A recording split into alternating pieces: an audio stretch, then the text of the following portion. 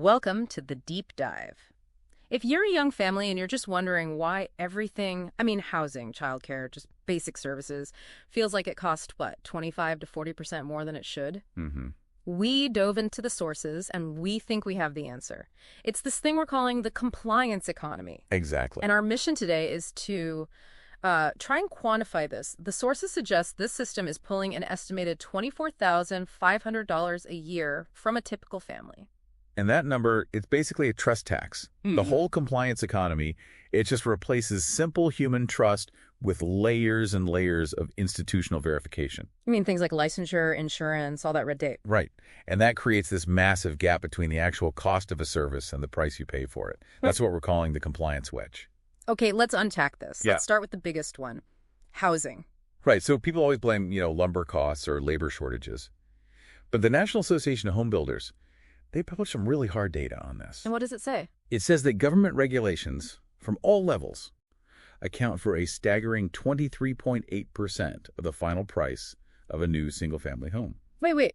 Almost a quarter of the price? For the price, yeah. How do we even know that money is going towards, necessary safety? It just sounds like a bureaucratic wall. Well, that's the math, unfortunately. On, say, a $400,000 house, you're talking about $95,200. Wow. And that $95,000 isn't going to lumber or labor. It's spent on compliance, on zoning, on fees, on delayed permits. And the sources also get into how zoning laws enforce things like minimum lot sizes, right? Exactly. They effectively ban affordable starter homes. Which just inflates the entry price and benefits what the sources call the old guard. The existing homeowners, yeah, while pricing new families completely out. It's just wild. So does that same compliance wedge hit something that's a recurring cost like childcare? Oh, absolutely. And maybe even more corrosively. How so? Because the old model, the human economy model, was like the neighborhood grandma or an in-home provider, trusted local care. The compliance economy has basically regulated that to extinction. Why, though? What's the mechanism? State regulations. They mandate these really strict staff-to-child ratios, square footage requirements, commercial zoning, all things that are just huge barriers for a small in-home provider to meet. So you're forced into a big corporate center. And you pay for it. Center-based infant care can top $15,000 a year. Mm-hmm. But an informal family-run home, they typically cost 30 to 50% less. So if you could legally use a trusted neighbor, you're saving, $4,000 to $6,000 a year? Per child. That's the estimate. It's substantial money that should stay in your pocket. Instead of going to regulatory overhead. And this framework, it extends to basic services, too.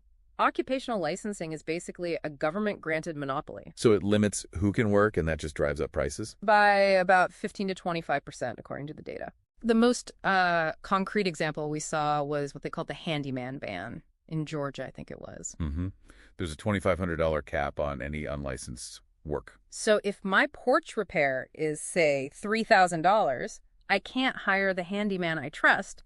I'm legally forced to hire a general contractor. Who charges you way more just to cover his own mandated overhead and insurance. You're paying a premium for no real reason. And then there's the hidden cost, the time tax. The exhaustion factor, yes. Yeah.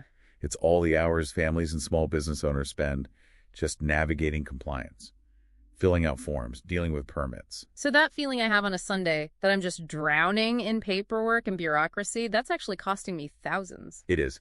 The sources estimate it costs the average family about $6,500 a year in lost productivity or just, lost leisure time. So when you add it all up, the housing premium, the childcare tax, the service costs, and this punishing time tax. The verdict is pretty clear. So what does this all mean then?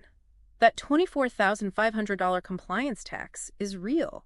It's the successful extraction of value by this whole system. Right. And if allowing the human economy, trusted neighbors, simple homes, skilled handymen, if that would largely solve the affordability crisis. Then the true cost isn't just financial. It's the decay of community trust.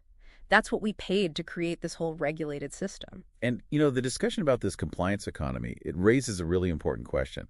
In a high-trust society, one where people rely on reputation, not regulation, what new metrics would we even use to define quality and safety? That's something for you to consider.